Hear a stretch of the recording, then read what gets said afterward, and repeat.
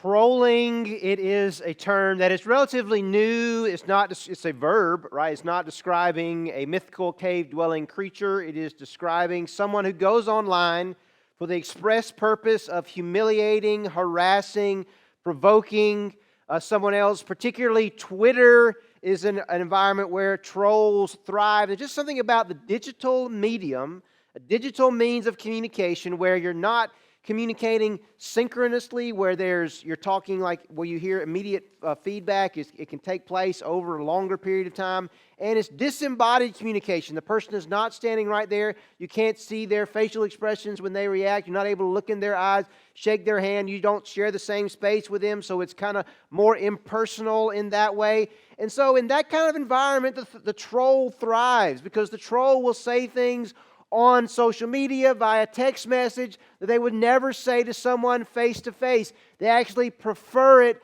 that way. And it's not just the case with trolls. Any of us can fall into this trap.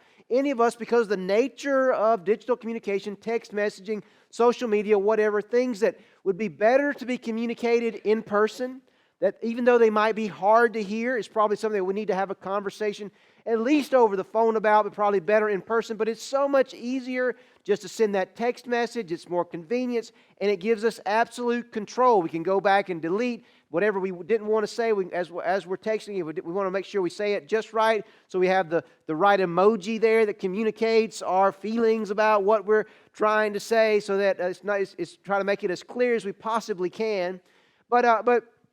So in that way, it can be a tempting thing for any of us to get sucked into that kind of communication, because what happens when your only communication is via text and emojis, it's easier to misunderstand someone, it's easier to take it the wrong way, it's easier to get into an argument, and it's harder to get out of an argument. Whereas usually if you're communicating in real time, you can kind of walk away, the conversation is over, you might be perturbed about it for a little while, chew on it, but in this kind of communication, via text or social media or whatever, it's there when you go to sleep at night, you're thinking about it.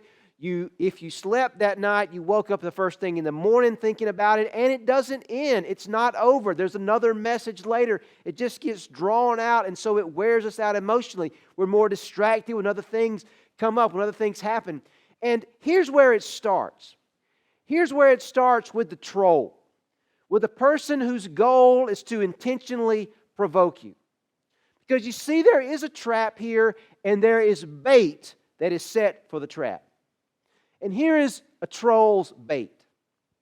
The troll's bait is that hurtful comment, whatever, that comment that rubs you the wrong way. It's a comment that is intended to infuriate. The goal of that comment is to make you mad or to hurt you or intimidate you or whatever. Yes, they really said that. And yes, they really meant it. And so the more you think about it, the more you chew on it, you get madder and madder. And as you think about it, you think about you're mad not just because of what they said, because they said it to you. You decide to take action. That voice in your head telling you that you're not going to take this and they can't do this to you, you decide to do something. Well, the bait is the hurtful comment. But for every sportsman, there's a trap behind the bait. Or in the case of a fisherman, there's a hook. But if the bait is the comment, here's the hook. Here is when the troll has you. The hook is when you decide to retaliate.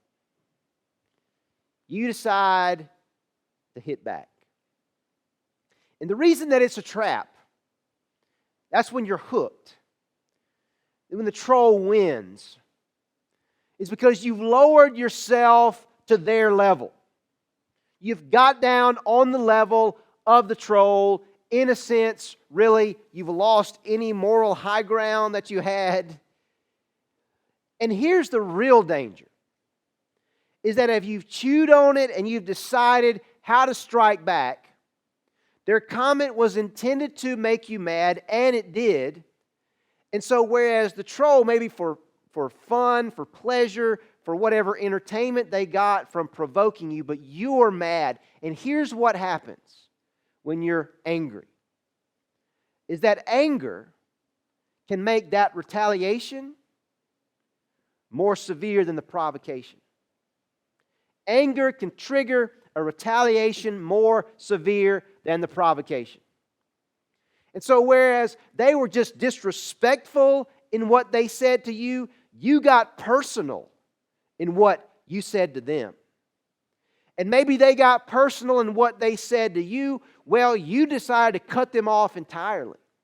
Or maybe their provocation was verbal and your retaliation was physical. You took it to the next level. That's what anger does. You know, it's always the player that retaliates that gets flagged for the 15-yard penalty, isn't it? I mean, that's the one that gets flagged. Someone else got up in their helmet, talking trash, and then they pushed them. Or they got pushed and they punched back. They get the 15-yard penalty. I see this with my boys, Matthew and James, my oldest two.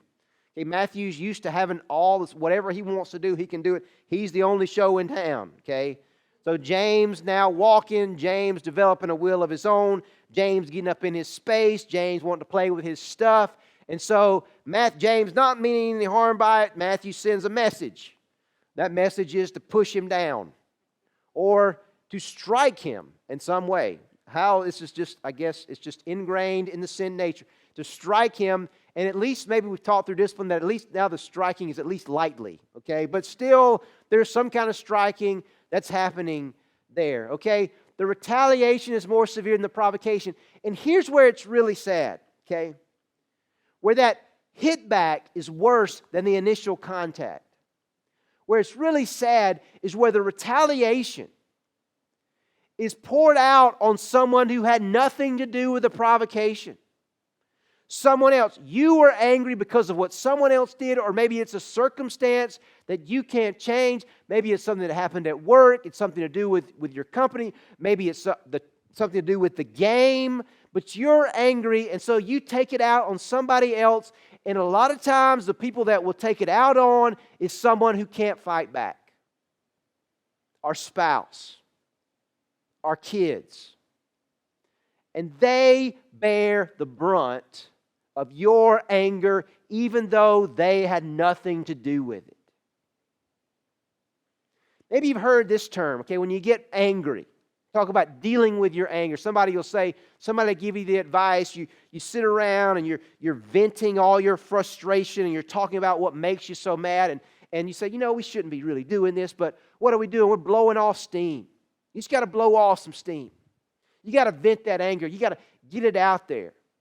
Sometimes you tell the little kid, well, they're angry, so go kick something, or go outside and take a stick and beat a tree with it, or just scream at the sky. You got to blow off some steam. But I'm discovering, the older I get, I think that maybe that's not such a good idea.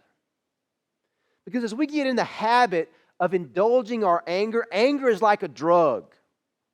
And when you get used to taking your anger and blowing off steam by striking something or yelling or in some other way of acting out, that it becomes a habit.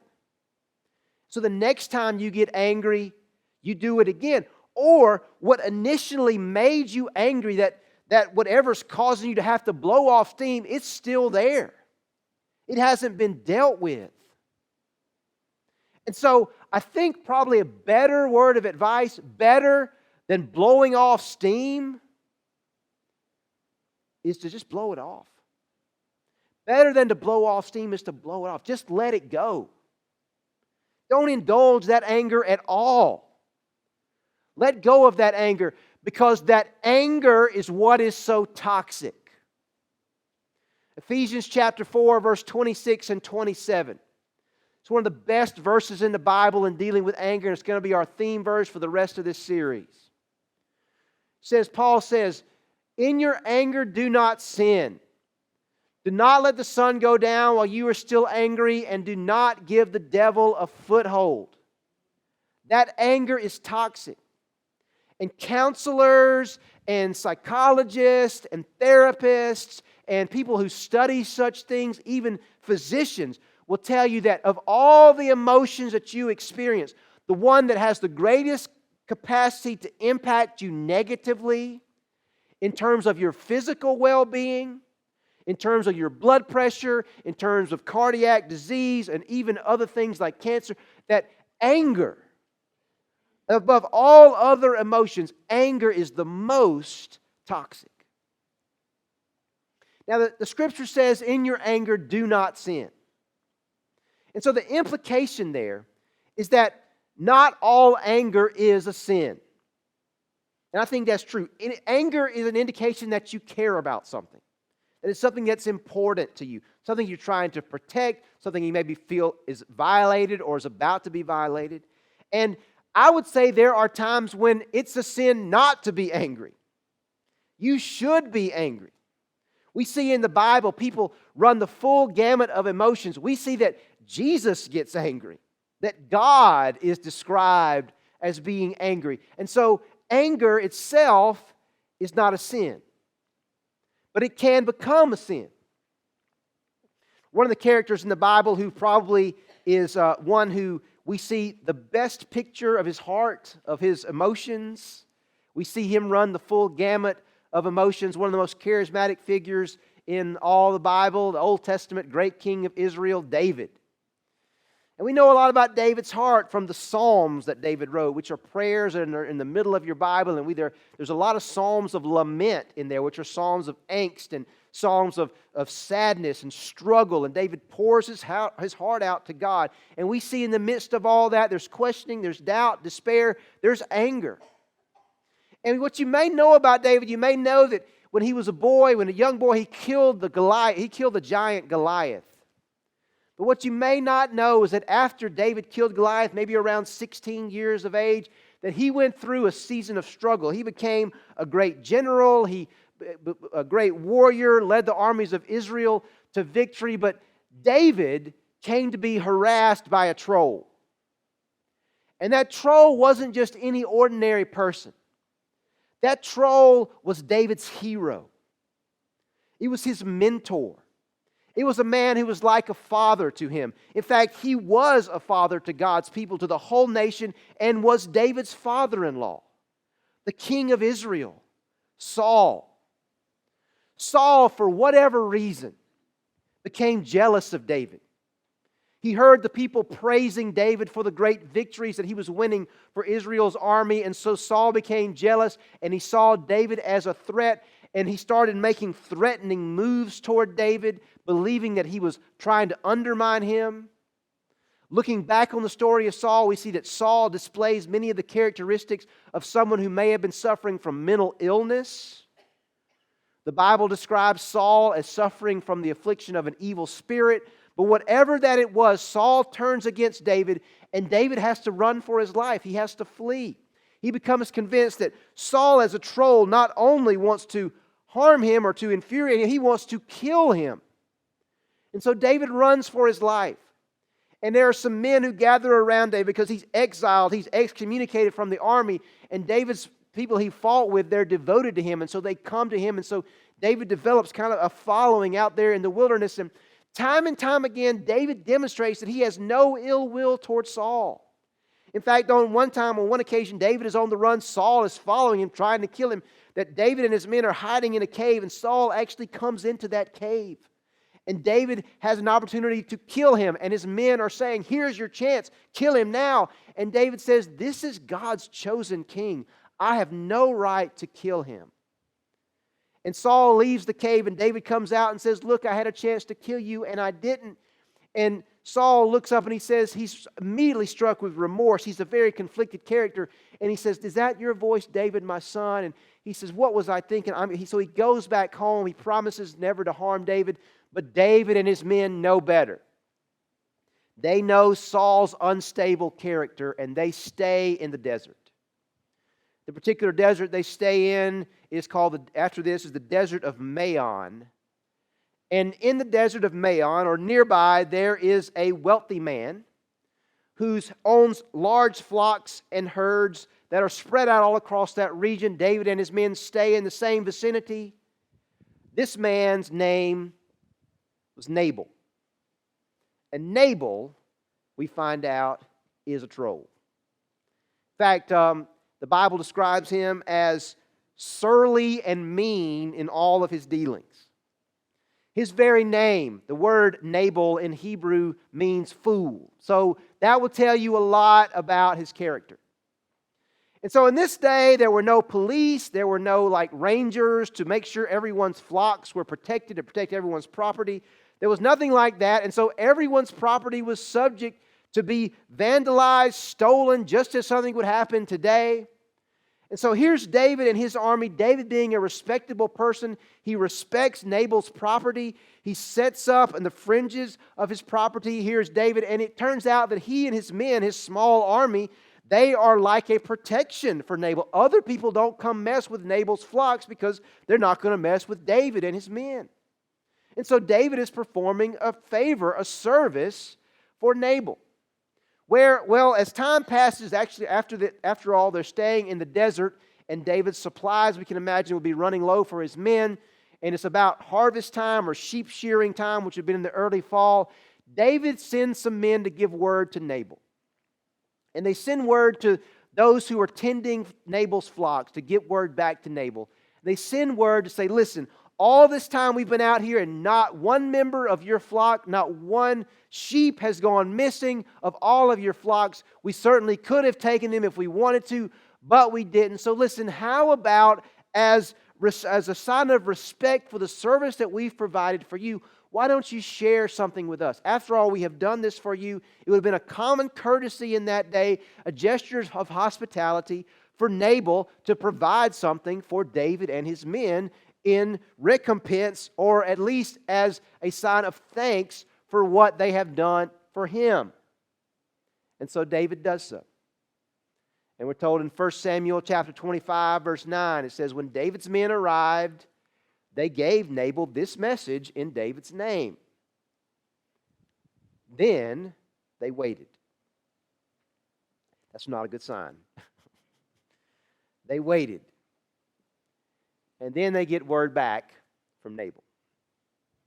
And here's what he says. Nabal answered David's servants, who is this David? Who is this son of Jesse? Now, Nabal knew who David was. Everybody knew who David was. And in fact, not only that, David was from the region of Judah where Nabal was living, in that vicinity. David was from Bethlehem, and they're in the southern territory of Judah. They're from the same tribe. He knows who David is. Then he insults him. Many servants are breaking away from their masters these days, implying that David hasn't been faithful to his master, the king. At least that's the word on the street. Why would he be trying to chase you down if you hadn't done something to him? You're trying to break away from him. And for whatever reason, maybe it's because of all that David has been through, that he had literally a chance to rid himself of his hero turned nemesis, Saul, and did not do so. David has bait that's been laid for him by a troll. Nabal goes on to say, why should I take my bread and water and the meat I have slaughtered for my shearers and give it to men coming from who knows where? I mean, you could have just said no, but he doesn't. He's a troll. He insults him. He humiliates him. He infuriates David. Well, the bait has been laid. And we'll see that David takes it, hook, line, and sinker. Verse 12, David's men turned around and went back. When they arrived, they reported every word. Now look at what David does. Verse 13. David said to his men, strap on your sword. Get ready to rumble, boys. So they did, each one of them. And David strapped on his as well. About 400 men, 400 went up with David while 200 stayed with his supplies. So about 600 are with David, and they're coming with swords, and their intent is to kill Nabal and to wipe out his household. David has taken the bait, and he's hooked. Can't you see? I mean, isn't David's retaliation so much more severe than Nabal's provocation? I mean, Nabal he insulted him. He wouldn't give him any kind of respect, not only because David had been watching over his flocks, but now won't provide anything for his men, and then insulting him on top of that. David's reaction is to kill them all, okay? To kill Nabal, to wipe out his household. Now, you might think that this is very Old Testamentish. You know, there's lots of violence in the Old Testament. That's what they did. That's the way they vigilante justice. That's just the way the world was in that day, and that's just the way it was. And there's some truth to that. But you'd be wrong to assume that this is the way that God said it should be or the way God wanted it to be. For in fact, the wisdom of the Old Testament, as described in the book of Proverbs, talks about retaliation and anger in this way. In Proverbs chapter 24, verse 29, the advice of Solomon, who is David's son, do not say, I'll do to them as they have done to me. I'll pay them back for what they did. Don't say, I'll pay them back. Now, when it says don't say this, don't say I'll do to them as they have done to me, who's saying what? Who are you saying that to? You're saying that to yourself. You say it's self-talk in your own head. And isn't that where anger does its dirty work? In your head, in your mind, that's self-talk. And that's where ego gets involved. Because you're mad. And you're mad not because they did it so much. I mean, people do that kind of stuff all the time, and you see it happen. You see trolls everywhere, and you don't get mad. No, you're not mad so much because of what they did. I'm mad because they did it to me. And you don't do that to me. The ego, the pride gets in there. You're hooked. And you're not getting away unless somebody intervenes. You want to see something else that's crazy? You want to see how the wisdom of the Old Testament speaks about dealing with enemies? You would think it would say wipe them out, right? You know, that turn the other cheek stuff is New Testament. No, not so fast. Look at this, Proverbs 25, 21, and 22. This is radical. If your enemy is hungry, give him food to eat. Feed the troll. What? If he is thirsty, give him water to drink. In doing this, you will heap burning coals on his head, which is a metaphor, which is describing bringing about remorse for wanting to harm you, that you bring would contribute to a spirit of repentance. And the Lord will reward you. In other words, instead of being baited by the troll, to lay out bait for the troll. To turn the tables. And in the midst of this crazy story, this cycle of anger, where David, the chosen next king of Israel, has been baited and hooked by a troll, a hero steps in from the most unlikely place. Someone who probably had a lot to lose, but probably was in a situation that wasn't the best for her, but she made the best of it. The wife of Nabal, Abigail. See, Nabal was like most of us. He married way up, okay? Can you imagine Abigail's life having to live with a fool like Nabal? A surly and mean man like her. And in that day, you didn't get to choose who you married. Most likely it was arranged marriages. Nabal, a person of wealth, likely would have been somebody he could have easily had an arranged marriage for himself. She makes the best of a bad situation. And we're told in verse 18 of 1 Samuel 25, it says, when she hears about this, word gets to Abigail of what Nabal said to David. And when she hears, it's probably not the first time, okay? Not the first time she's had to do this. It said she acted quickly because she knows that the life of her household is at stake. It says she took 200 loaves of bread, a peace offering, 200 loaves of bread, 2 skins of wine, 5 dressed sheep, 5 seahs of roasted grain, 100 cakes of raisins, 200 cakes of pressed figs, and loaded them on donkeys. 200 loaves of bread. That would be a lot at Walmart to put in your grocery cart, okay? 200 loaves of bread, and she loads them all, and she heads out to meet David. Doesn't have much time. It says, and she's taking an incredible risk, because here's David furious. Verse 23, it says, when Abigail saw David, she quickly got off her donkey and bowed down before David with her face to the ground.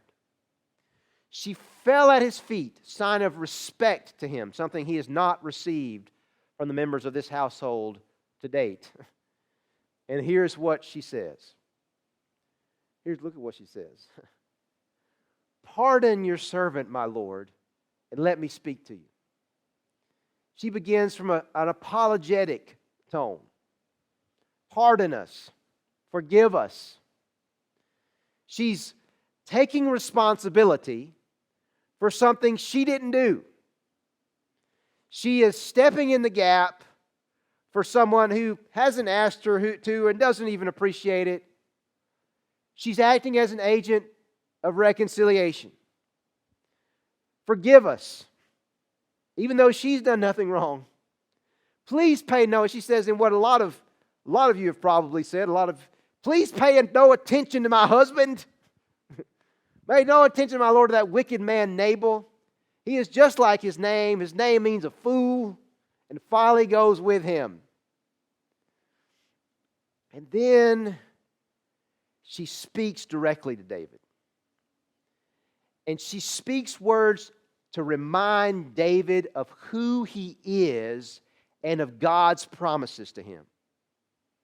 Because a lot of times when we're disappointed and we're grieving, we get angry because it seems like God's promises are never going to be fulfilled for us. It was a long time ago when the prophet Samuel came to Bethlehem and anointed David king. It was a long time ago when he killed that giant Goliath. And so David, on the run from Saul, has to be wondering, is it ever going to happen? But look at what Abigail says. When the Lord has fulfilled for my Lord every good thing he promised concerning him and has appointed him ruler over Israel, you see, she believes it. She believes it when David does it. And when this happens, my Lord will not have on his conscience the staggering burden of needless bloodshed or of having avenged himself. In other words, think about what you are about to do. Nabal is a wicked man. He is a fool. But he hasn't done anything worthy of the slaughter you are about to unleash on his household. Think about it, David. You are hooked by your anger. And so Abigail becomes the hero. She steps in, and David, to his credit, recognizes immediately that it's not just the voice of Abigail that he is hearing. It is the voice of God. Do not say, I will pay them back. Look at what David says when Abigail finishes her speech. Verse 32. David said to Abigail, praise be to the Lord, the God of Israel, who has sent you today to meet me. This message isn't just from you. This message is from God, because if you hadn't met me today, I tell you for sure there wouldn't be a male left alive of Nabal's household by the end of this day. And then he says, He accepts the gift and he says, go home. I have heard your words and have granted your request. I will not retaliate. I will not punish Nabal for the disrespect that he has shown to me and beyond me to all of my men. Because I'm not just defending my own, I'm defending my men who have been insulted by this troll. You see, David had gone from being baited by the troll to becoming the troll. But Abigail stopped the cycle of anger by laying a different kind of bait. Instead of being baited by the troll, she baited the troll, her troll. She baited her troll, David, who was going to destroy her household. She baited him with blessing. I wonder, who are the Abigails in your life? Your friends, maybe from an unexpected place. Someone who helps you deal with your anger. Not someone who's just going to tell you what you want to hear. Don't let them do that to you. You need to blow off that steam. You need to decide how you're going to respond to this. Don't let them get away with it. Or who's going to speak words reminding you of God's promises to you. And say, don't say to them, don't say, I will pay them back for what they have done to me. Who's helping you get unhooked from your anger? And it might not just be one person, it might be a group of people. In our grow groups here at Mulder, every week people get together and they talk about what is making them angry, what they're struggling with that week. And together, a group of Christian friends to work through anger. That's something that we're looking at here at Mulder, launching more grow groups. We've got a grief share group that started this past Wednesday. They're in their second week. It's not too late to join that group because a lot of time anger comes from grief. We're grieving the loss of something. David was grieving the loss of his mentor, his father-in-law, who is his enemy. We got new merge group starting on the 28th, 2 weeks from this Wednesday. We've got a new couples group. Matt and April Payne are going to be leading that group. We're looking at starting a group for caregivers of Alzheimer's patients, friends and family who are Alzheimer's. There's a lot of grief that's involved in that. We're looking at starting new men's groups in the new year in January of 2020, Emmaus reunion groups. These are some of the things we're working on to help that when people graduate from our Connect class and those who have graduated who are not yet in a group, to get plugged in. Because there's others who are intervening to help you to deal with your anger because it can destroy. And it will destroy health, relationships, all the things that are the most important to you. You know, there's something interesting in this story about Abigail. She's the one who takes responsibility. She's the one who acts as the mediator, who steps in, who apologizes. Pardon me. Pardon your servant. Even though she's done nothing wrong. She steps in the gap. And as a peace offering, did you notice what was listed first in the list of the things that she brought? Do you remember what was listed first of those things? The first two? Bread and wine. Do you know of somebody else who stepped in the gap? Someone who took responsibility, even though they had done nothing wrong, he had done nothing wrong. And he offers a peace offering to us. Bread and wine. Reconciliation.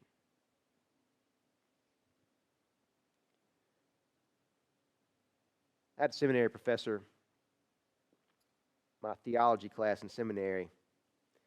And class on United Methodist theology, it was like a 4 or 5 hour class over a week, 5 hours class every day for a week. And the first hour was just devotion, and he would speak to us about to be Methodist preachers and have us in tears and that devotion time. And Steve Seaman's his name, and this is what he said. He said, the cross is the greatest anger absorber in the universe. That's where the cycle of anger stopped. Because you see, on that cross, Jesus didn't just die for all the wrongs you have committed. And He did die for all the wrongs you have committed. He also died for all the wrongs committed against you. For every wrong thing done to you. So, where's it going to stop? The cycle of retaliation. You've been baited, you've been hooked. Today, would you hear the voice?